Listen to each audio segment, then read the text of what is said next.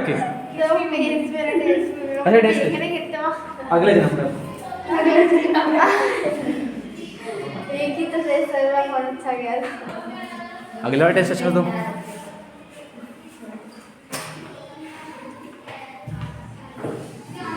देखो मेरे को मत देखना, मैं ना पूरा बता रहा हूँ क्योंकि मैं जैसे पढ़ा रहा हूँ घर नहीं गया आज, मेरे को लगी फिर पढ़ा रहा हूँ। आगे बढ़िए, सुनो बेटा, क्वेश्चन पढ़ना बहुत इंपॉर्टेंट है। आपने आई थिंक पढ़ लिया होगा और क्वेश्चन अगर समझ में आ जाता है तो आपको आंसर समझ में आसानी से आ जाएगा। क्वेश्चन में क्या बोला है, एक पेडिस्टल है।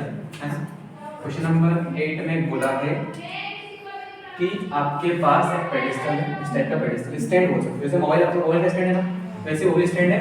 ऊपर क्या है, मोबाइल एक मूर्ति की तरह, स्टैचू की तरह। तो ये है मोबाइल का स्टैंड, यहाँ पर रखा है ऊपर स्टैचू। स्टैचू थोड़ा सा अलग है, आप चाहो तो उसको थोड़ा सा आकार दे सकते हो। आपकी फोटो समझ लो, बेटी समझ लो, किसकी समझ रहा है, कितना स्मार्ट दिख रहा है, स्माइल कर रहा है, कोई बाकी बाकी।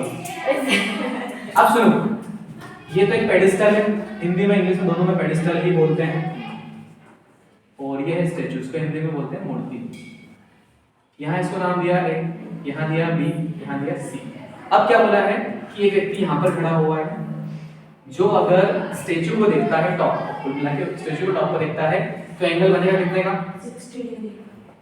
और अगर उसका मन बदल जाए तो वो देखा किसको, पेडिस्टल के टॉप को। तो यहाँ पर कितने एंगल बनेगा, 45। आगे बढ़ने का बोला क्या उसने, नहीं बोला ना, ठीक है अच्छी बात, आगे नहीं बढ़ रहा है। अब इसको नाम क्या देंगे, डी पॉइंट।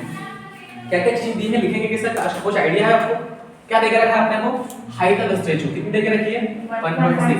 सबसे पहले जो दिया है वही लिखो, हाइट ऑफ स्टैचू मतलब मूर्ति की ऊंचाई, हाइट ऑफ स्टैचू, मूर्ति मत लिख देना ना। क्या है बेटा, ए बी है, कितना है 1.6 मीटर। अगली बात करें तो यहाँ पर हमें और क्या देके रखा है, एंगल देके रखे, दोनों एंगल ऑफ एलिवेशन है, क्योंकि नीचे से ऊपर देख रहा है। So angle theta is equal to 45 और 60 या 60 और 45 हिसाब से लगेगा। दूसरी बात, फाइंड क्या करना होता है हमें, हमको पेडिस्टल की हाइट फाइंड करनी है, तो लिखेंगे हाइट ऑफ पेडिस्टल, पेडिस्टल की ऊंचाई क्या है हमारा, BC है। हमारे पास कितने ट्रायंगल बन रहे हैं यहाँ पर, 2, छोटा छोटा छोटा छोटा छोटा ट्रायंगल, और जो बच रहा है वो पूरा कौन सा ट्रायंगल है, बड़ा ट्रायंगल। छोटा ट्रायंगल BCD है, तो बड़ा ट्रायंगल कौन सा होगा, ACD होगा। पहले छोटा ट्रायंगल लेके बड़ा ट्रायंगल ले, कोई से भी छोटा ट्रायंगल, पहले छोटे छोटे स्टेप लेते हैं ना अपन चलने के लिए, बचपन में देता था मैं, जैसे चौहे मतलब चूहे जैसे। ट्रायंगल BCD, बेटा ट्रायंगल BCD में ये क्या है, परपेंडिकुलर, P फॉर परपेंडिकुलर, ठीक है, बेस। तो 10 कौन सा एंगल बन रहा है, 45। 10 45 इक्वल टू क्या होगा, P अपॉन में, ठीक है। 10 45 की वैल्यू कितनी होती है, 1। P कितना है बेटा अपना, BC। नीचे कितना आएगा, CD, क्योंकि बेस आपका CD है। अब बोलोगे सर नीचे 1 लिखते हैं, लिख दो, क्योंकि बेटा देखो कुछ भी नंबर लिखा है उसके नीचे आप 1 से लिख सकते हो। 1 क्या है, बहुत आसान है, 1 मतलब 1 से, जैसे कुछ भी मानना हो ना हमको, सोचने को जाता है क्या, नहीं जाता है, वैसे ही 1 कहीं पर भी लिख सकते हो, उसको अधिकार है, ठीक है।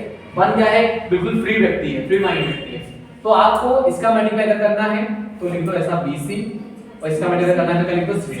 अब ध्यान रखना, अगर हमको जरूरत पड़ी कि BC बराबर CD लिखें या CD बराबर BC लिखें, लिख सकते हैं ना। जैसे हम 2 भाई हैं भाई, हमको हमारे घर शादी की पत्रिका आई, ये मैं और ये मेरा भाई, कोई भी चले जाओ, कोई दिक्कत नहीं है, जब खाना है ना, वेट तो बन जाओ ये, ठीक है, लिफाफा दिखाने लेके जाना।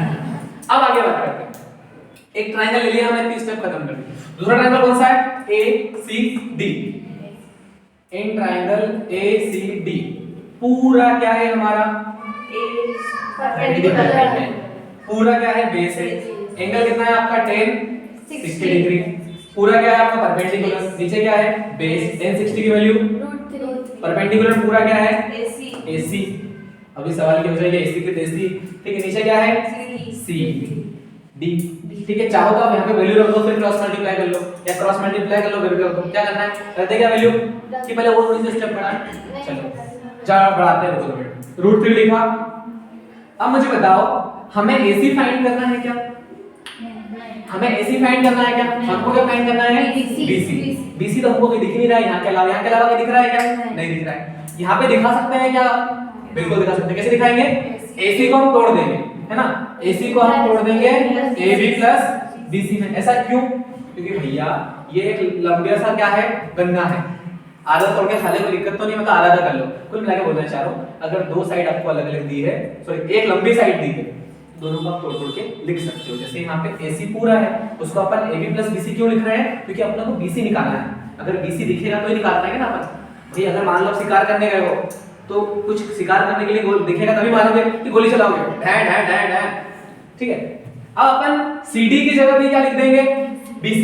क्यों सर? ऐसा मतलब सवाल आना चाहिए, क्योंकि हमको BC फाइंड करना है। CD से कोई मतलब ही नहीं हमको, CD तो ऑलरेडी हमको पता है कि CD क्या होगा, ठीक है। तो हम यहाँ पर BC CD का क्या लिख रहे हैं? BC।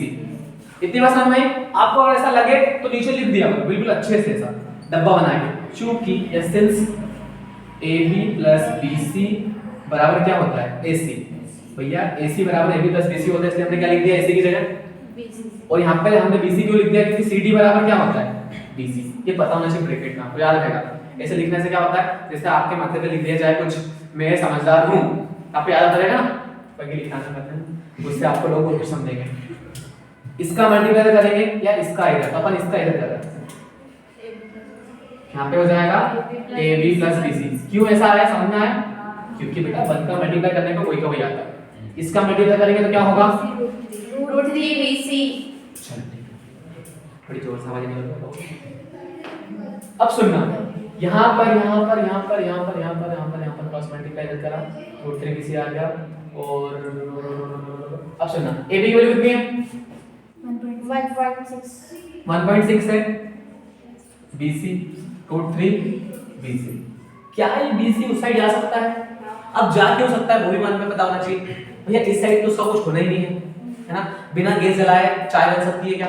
नहीं। आप उसमें चाय में अदरक डाल दो, कुछ भी जितने भी मटेरियल है, तो क्या होता है, लाइव एग्जांपल बात करनी पड़ेगी ना। चाय बनाते हो ना सुबह सुबह, ये नहीं बनाते हो, ठीक है।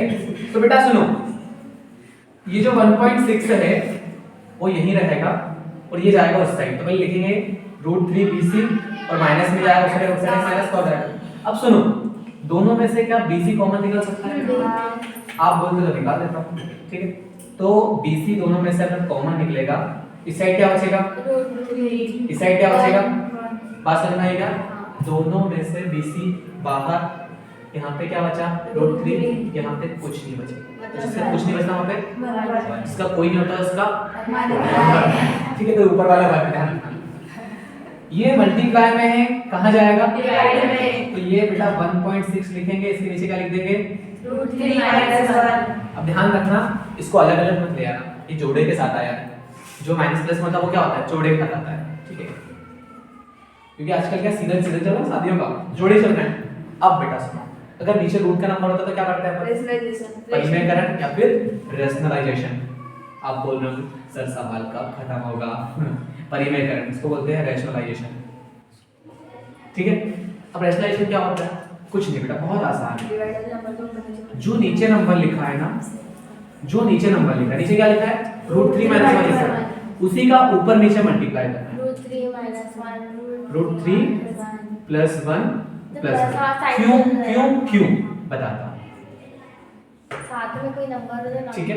सुनना, यहाँ पर ये बेचारा अकेला है, इसकी शादी हो गई, मतलब बच्ची है बेचारी, अब एक लड़की है, अब इसकी शादी हो गई, दोनों के सरनेम चेंज होंगे कि नहीं होंगे? दोनों के, सिर्फ लड़की का सरनेम चेंज होता है, और कुछ लोग नहीं करते हैं, अलग बात है। एग्जांपल के लिए आप याद रख सकते हो। इतना बोल सकता हूं मैं, जब कोई दो नंबर होंगे, नीचे दो नंबर होंगे, तो आपको हमेशा रेशनलाइजेशन में क्या करना है? उसका साइन चेंज करना है।